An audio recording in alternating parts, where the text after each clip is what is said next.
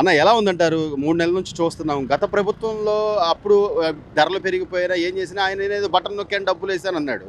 జనాలు కూడా ఈసారి ఆలోచించి మార్పు తేడా చేశారు. 11 సీట్లకే పరిమితమయ్యాడు.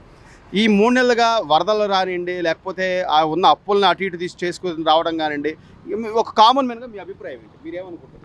ప్రస్తుతానికైతే ఈ ప్రభుత్వం పరిపాలన బాగానే చేస్తుంది ఇంతవరకు. ఇప్పుడు ఈ వరదలు వచ్చిన దానికి వీళ్ళు చేసేదానికి బాగానే ఉంది, బాగానే చేస్తున్నారు. ఈ పెన్షన్ల విధానం కానివ్వండి, లేకపోతే అన్నా క్యాంటీన్లని ఆకలి తీర్చే పథకం కానివ్వండి, ఇవన్నీ కూడా మంచిదేనంటారా? అవి బాగానే చేస్తున్నారండి. అన్న క్యాంటీన్లు కానీ పెన్షన్లు ఇస్తున్నారండి. ఆల్రెడీ స్టార్ట్ చేశారు, ఇస్తున్నారు పెన్షన్లు. ఇంటింటికి వెళ్ళి ఇస్తున్నారండి. 1వ తారీఖు మధ్యాహ్నానికి మొత్తం అంతా స్థాయిలో ఇచ్చేస్తున్నారు. ఇప్పుడు ఆల్రెడీ ఇంటింటికి ఇస్తున్నారండి. పొద్దున్న లేచిన కాడి నుంచి 6 కాడి నుంచి స్టార్ట్ చేసి ఇస్తున్నారండి. మా ఇంటి దగ్గర ఒక కుర్రోడు ఉంటే వచ్చి ఇస్తున్నారు. పెన్షన్ కూడా బాగానే ఇస్తున్నారండి. ప్రస్తుతానికి ఇప్పుడు అయితే బాగానే ఉంది. అలాగే వరద సాయం అన్న మొన్న అందరూ అందరూ ఇబ్బందులు పడ్డారు.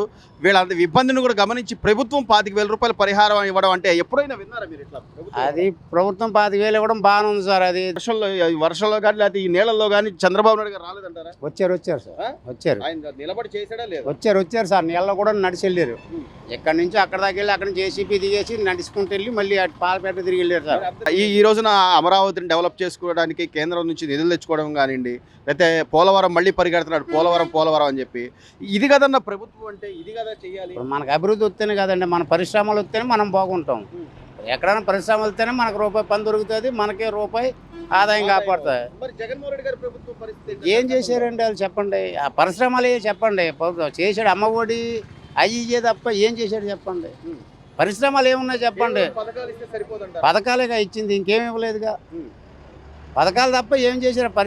చెప్పండి. పథకాలు ఒకటి ఇచ్చాడు, అమ్మఒడి, ఇంకా అయ్యి అందరికి ఇచ్చాడు. అది సుఖమేముందండి? అయ్యి ఉన్నవాడేమో కాలిమీట లేనివాడు గవర్నమెంట్ స్కూల్లో చదివించుకుంటాడు. గవర్నమెంట్ స్కూల్ బాగా అభివృద్ధి చేశారుగా, దాంట్లో చదివించుకుంటారు. అమ్మఒడి ఎందుకు ఇంకా వాళ్ళకి?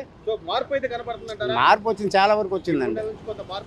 మార్పు బాగానే ఉంది సార్. పెన్షన్ల విధానం కానివ్వండి, లేకపోతే మొన్న వరదలప్పుడు ఆయన చేసిన సాయం కానివ్వండి, డిప్యూటీ సీఎం గారు అలాగే ఎమ్మెల్యేలతో సహా అందరూ ఇక్కడే ఉన్నారు.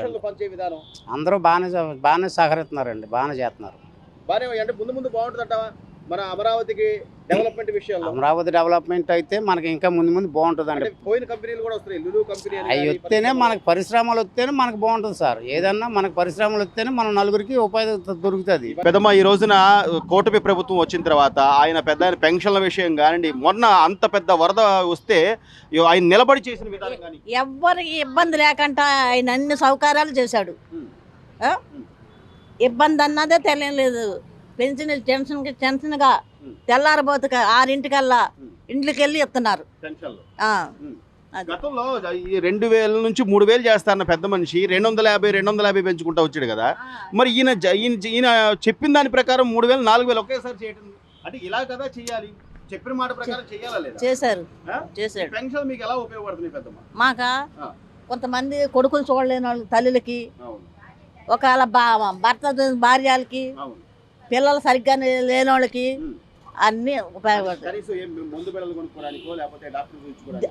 అన్ని మొత్తం ఇల్లు లేని వాళ్ళకి ఈ డబ్బులు అట్టుకెళ్ళి అద్దె కట్టుకుంటున్నారు, అన్ని అవుతున్నాయి. చంద్రబాబు నాయుడు గారు ఎలా చేస్తున్నాడు ప్రభుత్వ పరిపాలన? బాగా చేస్తున్నాడు, చక్కగా చేస్తున్నాడు.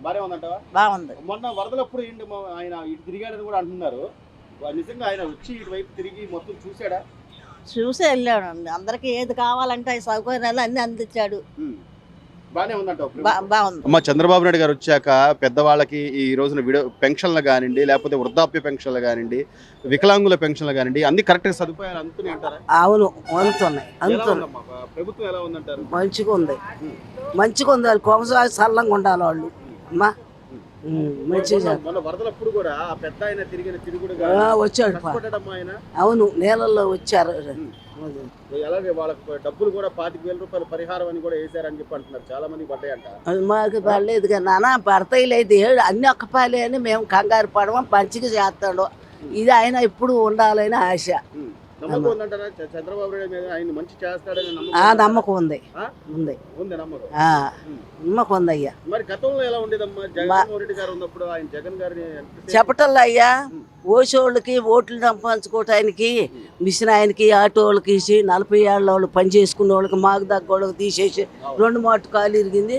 నా భర్తకి ఇరిగితే ఆయనకు ఒక్కడికే ఇస్తున్నారుగా, మాకు తీసేసాడు. ఇచ్చేది ఆయన ఉన్నప్పుడు ఇచ్చాడు. చంద్రబాబు నాయుడు ఉన్నప్పుడు ఇచ్చారు. మళ్ళీ ఈయన వచ్చాక మాకు తీసేసాడు. జగన్మోహన్ రెడ్డి వచ్చాక ఆయన మంచిగా చేస్తాడు, వారికి ఎప్పుడు సల్లంగా ఉండాలి ఆయన.